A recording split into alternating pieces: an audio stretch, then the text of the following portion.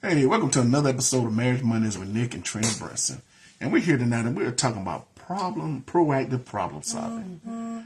Trying to get the problem solved before it even starts or get a handle on it before it goes anywhere. So with that being said, that is our subject for tonight, is proactive problem solving in marriage. And being proactive, let's talk about what it means to be proactive. The opposite of that would be reactive, right? Right.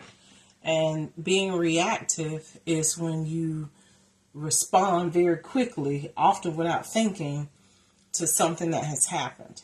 And so it's not a very well planned or well thought out action in response to what has happened. It's sort of like a knee-jerk response or a knee-jerk reaction or even instinct. Right. And that is usually not the best quality of a response when you're talking about relationship. Right. You want to be have your actions towards your spouse and towards your marriage to be well thought out, well planned, and the Bible teaches us about how to be proactive, how to be, it uses the term prudent. Right. How to be prudent. Wise. Wise. And your reaction, not reaction, but your action towards each other. Yes. The Bible talks about being prudent. Do you want to look at that scripture? Yeah. Proverbs 22:3. The New Living Translation says, a prudent person foresees danger and takes precaution. The simpleton goes blindly on and suffers the consequences. Yeah, so that's in Proverbs, and we know there's a lot of wisdom in Proverbs.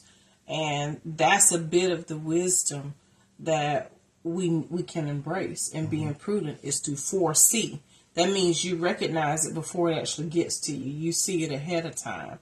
And in marriage, that is a very important concept to learn to master. It doesn't happen necessarily spontaneously or naturally where people just automatically know to be prudent. It's something that's learned over time. It's something that comes with wisdom. And the Bible is telling us here in this scripture in Proverbs 22 to learn to foresee, look towards the future, foresee danger. And so what we're going to talk about today is how you can learn to recognize at early stages when things are starting to go left, Right. or starting to go in a different direction. I think about when you look at a graph, a graph has points that you plot on it. Right. And when you only look at 2 points, sometimes there's very little difference, and you might look like things are still going linear, at the same level, but really you're headed downward. Right. And as those dots continue to be plotted, you can start to see a trend towards going down or a trend towards going up, increasing, or if you're staying steady. And at some point, it's wise to sit back and assess your situation to see where things have started to trend in a direction that you don't intend for it to go in. And so that's the skill that we want to encourage you to employ within your marriage relationship, is to be vigilant about how your behavior is trending. Right. So when you're operating with each other, it's good to study each other. Learn to study your wife or study your husband so you can be able to more pick up something that may not be right instead of letting it fester and get worse. And, you know something is wrong. In your spirit, you know something is wrong. I can't tell you how many times, we've been together and I'm like, something ain't right here. What's going on? Because they give you little subtle clues until it piles up and builds up until now it comes out as a way that it don't need to, because that can bring destruction to the marriage or just a whole bunch of unnecessary feelings and emotions when you should have just simply said, you good? You all right? You deal with it when it's small.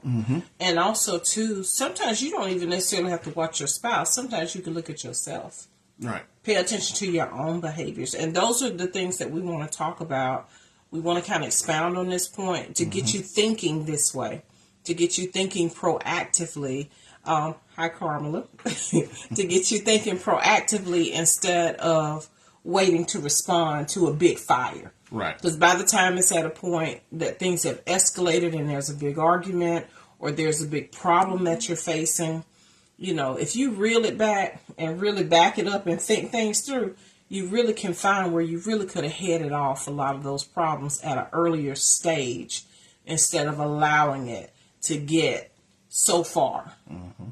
So that's what we want to do. We want to heighten your awareness of that concept so that you can apply it in your marriage. Right. And one of the things we want to talk about is frequency and quality of your communication.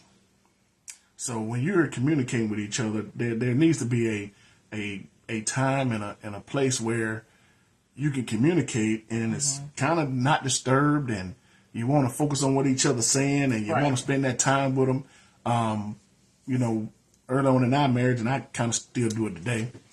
If me and her are talking about something and something on TV catch my attention, I've learned to catch it and not pay so much attention to it. But back in my day, if we were talking and she's talking to me and something catch my attention on the TV, I'm watching the TV and I miss half of what she said. And then I'm not happy. That's not good. So those are things that, that's why we talk about the frequency and quality of education. We're there, we're sitting in the room, we are talking, and there's a level of communication going on, but there's no quality. Also, too, if you find yourself getting irritable with one another, that reduces the quality of your communication. So if instead of you being able to sit and have a focused conversation, like that might be typical for you to do, if you're not looking at each other, you're distracted by social media, you are irritable and don't want to talk, and if that pattern continues, you're going to have a problem. That's going to produce a problem in your marriage that's going to have to be dealt with. But if you can catch it when it's early, if you can recognize and say, you know what, I'm sorry. I need to give you my full attention. I apologize. Say that again. Well, please forgive me. I didn't mean to be so inattentive to you. I got to get my head together and get myself together. Now, you have my full attention. What do you want to say? Mm-hmm. So accept responsibility for your own shortcomings. It doesn't necessarily have to be, hi, Mama. It doesn't have to necessarily be a huge issue. Get it while it's small. And don't be too prideful for you to recognize that you have been the one falling short. Mm-hmm. And so if you find that you're snapping at your spouse and having, turning everything into an argument, or just not having the patience to hear what they have to say, you can make that correction. Nobody has to tell you. You don't have to wait for your spouse to say, why are you being so snippy with me? Check yourself. And what that does also is it builds up a confidence in your spouse that you are taking your part of the marriage seriously, and your responsibility to maintain good communication skills. And it makes that other spouse feel that they don't have to carry the weight. Why do I have to tell you when you off? You know when you off. Let's be grown. We're mature. Marriage is for mature people. Mature people are able to regulate their own emotions. Mm-hmm. And if you can't get your emotions under control in order for you to treat your spouse respectfully, and as you should treat your spouse, you need to examine yourself. Right. Regulate your own behavior and correct yourself. Mm-hmm. And it's okay if you have to be the one to bring it to your spouse's attention. Still do that gently and with love too. And one more thing I want to mention while we're talking about this, we also had a conversation about the maturity of the relationship.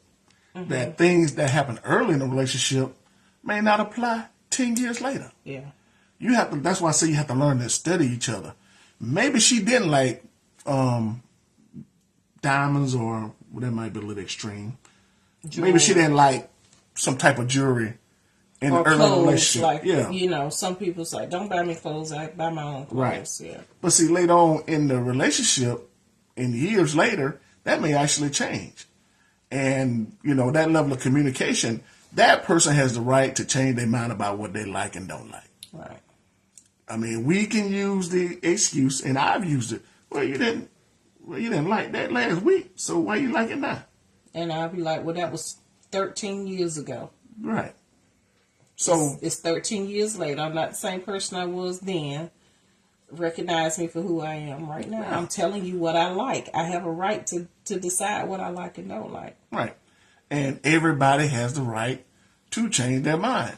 As a spouse, you just adjust to that. That's just good advice. Adjust to each other as the years go on. Be flexible in the relationship. Being flexible is a part of proactive Really is. proactive solutions in your relationship. That's very true. So, I just wanted to bring that point up. That's a very good point. All right. Another thing we need to watch out for and be proactive about is the level of physical intimacy that goes on between two people. The decline to non-exist. Yes, ma'am. The physical intimacy that goes on between a married couple. Okay. Context. Not just two people. The married couple. And, that could be an indicator of something that may change in a relationship. It may not be that they may not be attracted to you. Maybe it's something in them.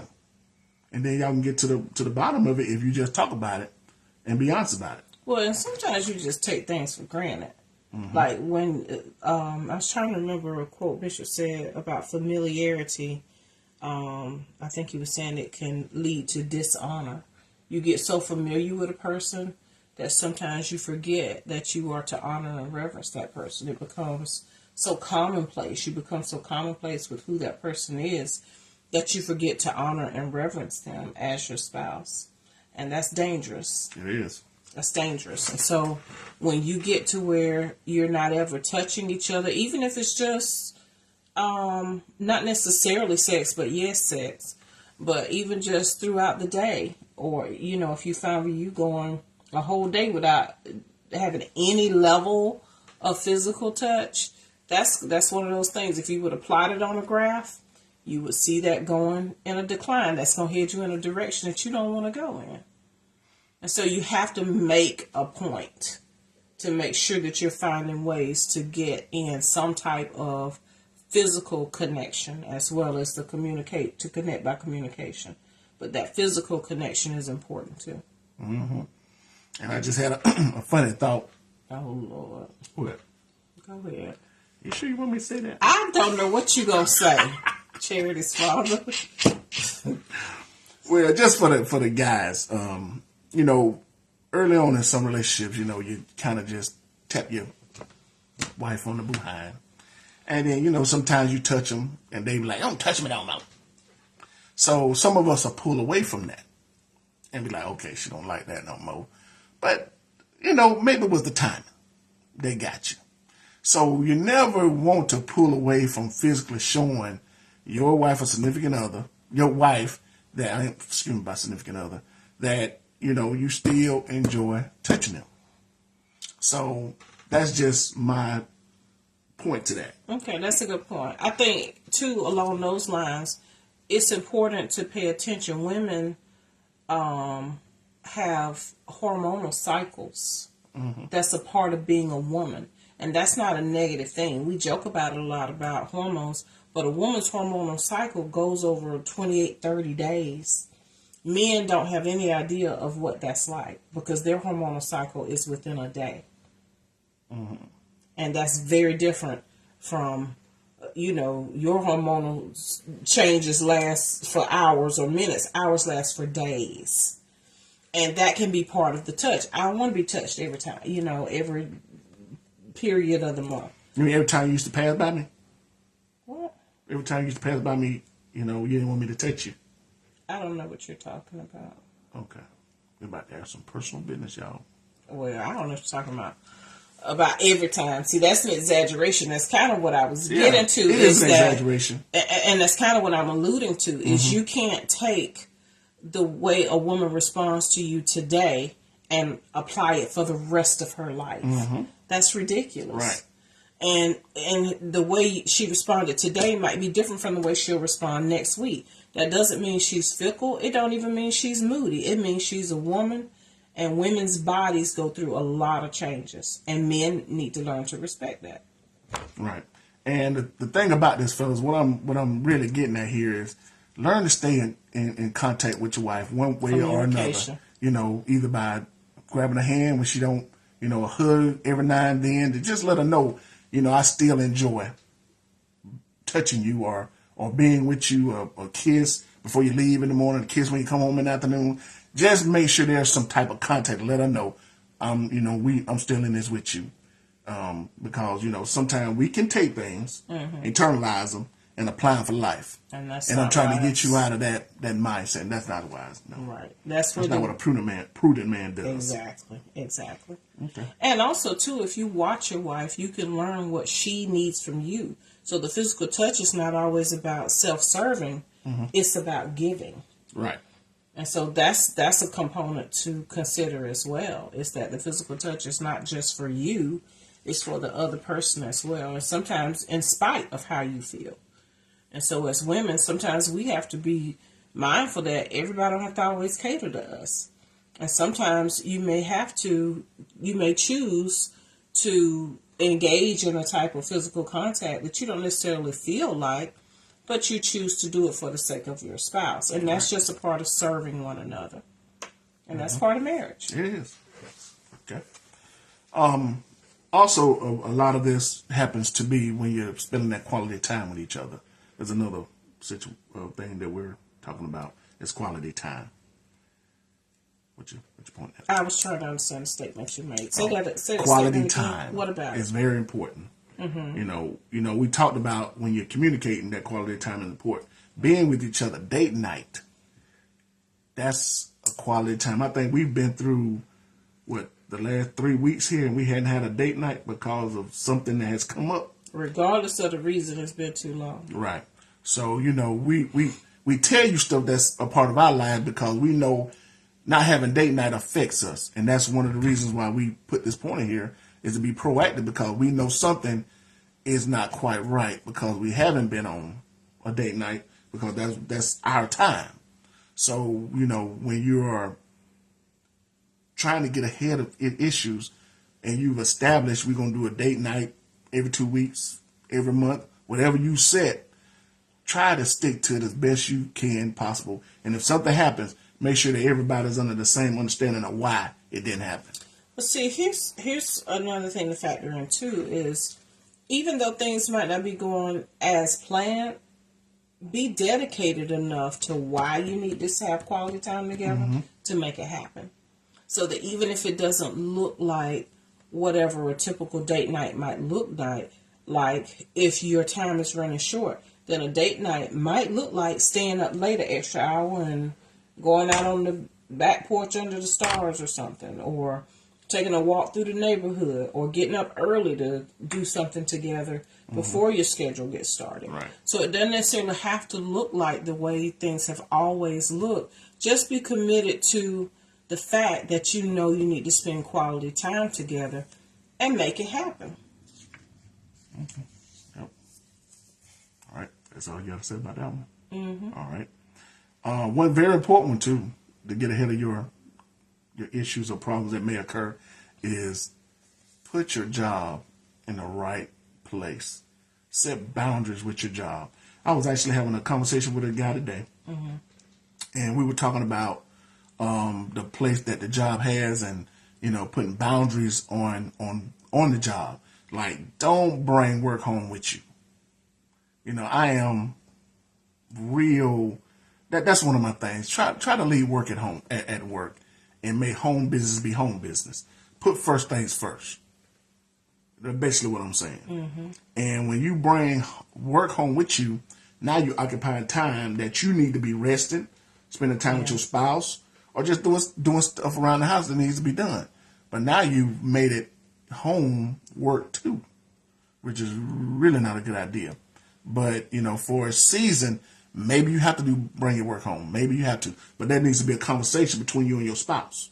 That frequency and quality of communication can help shield your marriage from any situation that you may be bringing home from work. So that's what I had to say about that. Well, and even if it's not bringing work home, even bringing the stress of the job home can be something that can get your marriage relationship off track. Because when you bring home, if you've been stressed on the job and you bring that same frustration home, that will start to weigh on your marriage relationship. And you have to be able to have the foresee. That scripture we read in Proverbs talks about being able to foresee danger. Surely you can foresee that you bringing home frustrations from work and taking it out on members of your family. You got to be able to foresee that that's a problem for down the road. So you can't just ignore it. The Bible, one version calls it a simpleton that sees trouble and don't do anything about it. So if you see the potential for trouble, go ahead and safeguard, protect yourself, protect your family, make the necessary adjustments. And if that means for you that you got to take the long way home so you can decompress, then that's what you need. If you need to make your car a place of worship before you get home, then that's what you do. If you need to put in a little bit of exercise before you get home and you go work out, exercise so that your body can get into a different physical state, you do what you have to do in order to make sure that your family is not negatively impacted by your work. That's very important. Be prudent. Be wise enough to foresee that you don't want that to become a problem. If you see there's a problem and you just choose to ignore it, the Bible calls you a simpleton. Right. And in my profession of life right now, being an assistant principal, I've learned to leave work at work, because what you don't get done at the end of the day, guess what? It'll be there tomorrow. Right there. And it ain't got to come home with me. I've learned that organization is really the key. If you are organized in your work life, then you're able to structure your work. If you're chaotic with your work, it spills over and you can easily lose control of it and it spills over into home. But if you set some firm boundaries and some firm plans and systems in place at work, then your work life is organized and you're more effective at work. And when you come home, you will have put a period on that work day, and then you can actually focus on doing things at home. I know people sometimes will ask us, how we get so much done between, work, family, church stuff, just life in general, how we get so much done. And I think that's what it boils down to, is we have very clear boundaries about neither of us even though I see one of my clients here at home, right here where we're sitting, but it does not spill over into our home life. Everything has boundaries. And so that allows us to enjoy everything in its own place. And so even when I'm at work, I don't do a lot of mixing. No. While I'm at work, So all that stuff has to be well managed, and that comes with maturity if you let it come, or with not necessarily even maturity, but building those skills within your life for you to be organized, for you to be driven by goals, so that you have goals set within each area, and it keeps you focused so that you're not overwhelmed mentally with everything. Prioritizing, that's a good word, Alicia. Yeah, prioritizing and organizing, compartmentalizing, those things that helps. That helps, so you can focus on one thing at a time. Even like doing Marriage Monday, we know it's twice a month. We have that time set apart. I have alarms set on my phone so that when it's time if I'm working late, which I try not to work late on a Monday, I already know whatever I'm doing, it's got to be shut down by this amount of time for me to be rested up and in place and looking like somebody before I get on this camera to talk to y'all. We plan the lesson either the night before, or sometimes we plan for the whole month at one time, and it's easy to flow. Right. So we both make it our business to be where we're supposed to be prepared, be prayed up, and then we can just run with it. And so it's not a burden at all. Yeah. So those are the kinds of things that it takes in order for because we did get to a point where we was having to plan every time, like right before, and we was like, this is not working. We had to foresee a better way to handle this. And so that's what we did. That's called being prudent. That's what the Bible calls being prudent. Being able to look ahead and see when things are going in the wrong direction, or when you are breaching upon danger, and making adjustments for safety. Right. Yeah.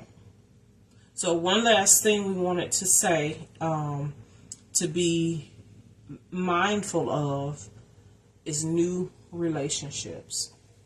New relationships that will impose changes upon your marriage relationship. You have to either shut that down early or put it in the right perspective.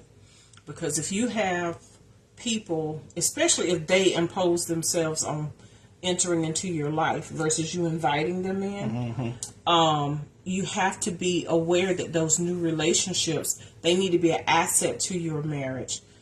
Definitely not a liability. If they're a liability, you got to cut them loose. If you can't put it in perspective, because it's not worth the health of your marriage relationship in order to add somebody to your life. And I like to think about it like this, and I've always kept this, I guess it's a thought or my imagination. You know, there's the holiest of holies, the inner circle, and the outer court. Inner court and the outer court. You got to learn to put people in those certain places. Meaning, in the holiest of holies is you, God, and your spouse. That's my thought pattern. Okay. There's nothing comes in there. Okay. Then you got your families on your inner circle, especially those that support your marriage, not the ones that try to bring division in your marriage. You might have to put them in the outer court. And then there's the outer court. Those are those new relationships, people that you've met together. But you know, right now there has to be a certain amount of time that goes to see if they can't enter the inner court. A lot of people you meet. Yeah, go ahead. Yeah, time is not really a factor. I think it's quality. Because there are people that you have known a very long time that aren't necessarily on your inner court. Yeah, they're still on the outer court, yeah. Yeah, so I don't think it's even time.